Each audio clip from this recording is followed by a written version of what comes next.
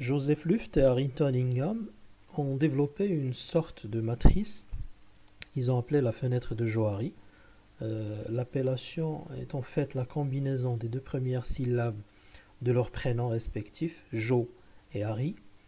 Et cet outil en fait qui a été développé par ces deux psychologues américains nous permet de se connaître et nous renseigne sur notre façon de communiquer avec les autres et l'image que nous projetons. Donc on va voir dans les diapositives suivantes comment élaborer cette matrice ou bien cette fenêtre et quelles sont les interprétations qu'on va lui attribuer. Bien, donc pour établir votre fenêtre de Johari, vous allez prendre une feuille, une grande feuille blanche, au centre de laquelle vous allez tracer un grand carré ou un rectangle, comme vous voulez. Donc, sur l'axe gauche de votre carré, l'axe vertical, et sur une échelle de 0 à 100, vous allez mettre un point qui correspond en fait au pourcentage qui décrit à quel point vous dites ce que vous pensez aux autres, aux gens qui sont autour de vous. Donc, bien entendu, que cette activité ou bien cette fenêtre soit authentique, il va falloir jouer le jeu et donc il va falloir être sincère. Donc, ne mettez pas de 0, ne mettez pas de 100%, ne mettez pas de 50%. Donc, essayez de décrire honnêtement le point qui correspond à cette question, c'est-à-dire à quel point vous dites ce que vous pensez aux gens autour de vous. Et puis, quand vous allez déterminer ce point, vous allez tracer une ligne horizontale, comme vous le remarquez sur le schéma, c'est-à-dire à gauche de votre écran. Puis, dans un deuxième temps, sur le même carré, vous allez, cette fois-ci sur l'axe horizontal, en haut, vous allez toujours sur une échelle de 0 à 100, vous allez mettre un point qui correspond ou qui décrit quelle importance vous accordez à ce que les autres pensent de vous-même. La même consigne, donc il ne va pas falloir mettre de 0, ni de 50, ni de 100%. Donc essayez de décrire le plus honnêtement cette situation. Donc au final, vous allez obtenir un cadran ou un carré avec 4 cadrans, 4 zones. Chaque zone, en fait, ou chaque cadran va avoir une signification, et c'est ce qu'on va voir au niveau de la diapositive suivante. La fenêtre de Johari est composée de deux dimensions. Il y a la dimension moi, et il y a l'autre dimension qui concerne les autres. Et donc, on va avoir, si vous voulez, 4 zones, et ces zones, en fait, correspondent. La première, ce qu'on appelle la zone publique, elle correspond à ce qui est connu de moi et connu par les autres. La zone aveugle, c'est ce qui est inconnu de moi, mais qui est connu des autres. La zone cachée, c'est ce qui est connu de moi, mais qui est inconnu des autres. Et enfin, la quatrième zone, la zone inconnue, c'est ce qui est inconnu de moi et inconnu par les autres. Et donc, comme je disais tout à l'heure, chacune de ces zones va se traduire par un certain nombre de conséquences qu'on verra dans la diapositive suivante. Bien, donc on va commencer par la zone aveugle. C'est une zone qu'on appelle aussi le moi aveugle. C'est en fait une zone que je ne contrôle pas. Pourquoi ? Tout simplement parce qu'elle contient des informations qui sont connues par les autres, ils arrivent à les percevoir, mais qui sont inconnues de moi. Ce sont en fait des choses qui m'échappent, mais qui n'échappent pas aux autres. Ça peut renvoyer à plusieurs choses. Ça peut être des lapsus, ça peut être des actes manqués, ça peut être aussi des défauts que je ne reconnais pas.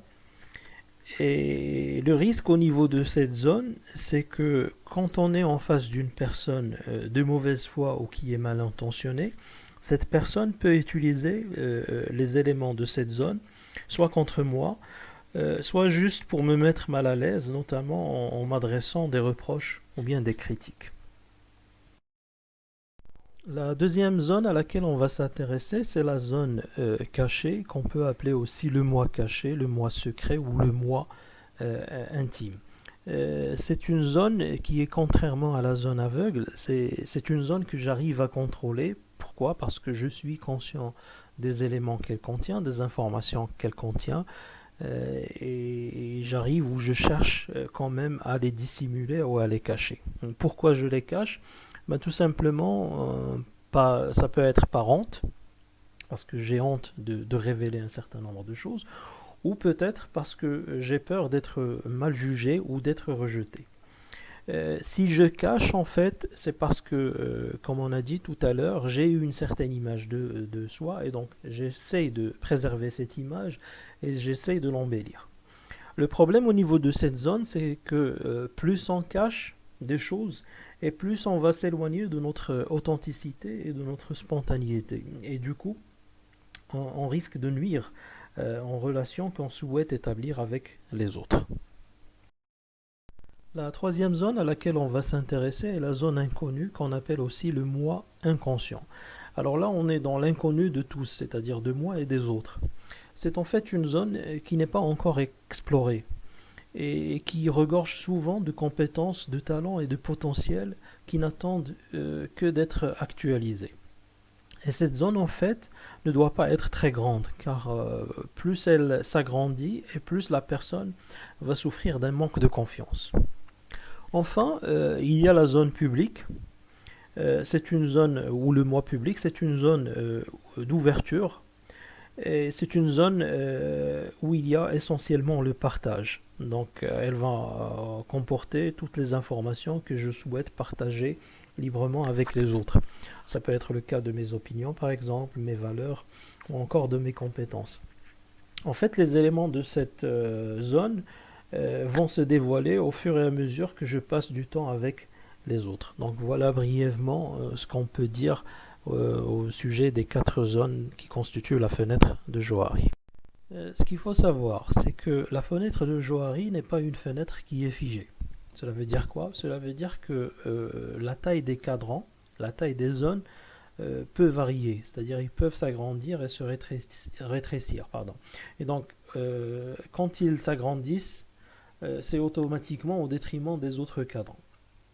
Donc, plus la zone publique ou la zone ouverte domine votre fenêtre, et plus vous êtes dans un état d'ouverture de soi, et plus vous êtes dans la transparence dans vos relations avec les autres. La question qui se pose est comment développer cette zone publique, c'est-à-dire comment agrandir cette zone publique. Pour développer la zone publique, il va falloir travailler essentiellement sur soi pour réduire sa subjectivité. Et là, on peut s'appuyer sur 2 moyens. Ce sont en fait les flèches que vous avez en rouge. La première flèche, c'est la nécessité de donner un feedback. Alors, ici, on peut parler d'explicitation. Cela veut dire quoi? Cela veut dire qu'on doit apprendre à donner un feedback aux autres, à partager et à se faire découvrir aux autres. Mais ce n'est pas une tâche qui est facile. Pourquoi? Parce que déjà, il va falloir se connaître, il va falloir aussi avoir une bonne estime de soi, et enfin, il va falloir une forte confiance en soi pour pouvoir s'affirmer. Le deuxième moyen, c'est la nécessité de demander un feedback. Alors ici, il va falloir essayer de se découvrir en demandant aux autres comment ils me perçoivent ou comment ils me voient. Donc justement, pour pouvoir m'ajuster ou ajuster leur perception, c'est-à-dire l'image que je leur envoie en fonction des remarques ou du feedback qu'ils vont me donner.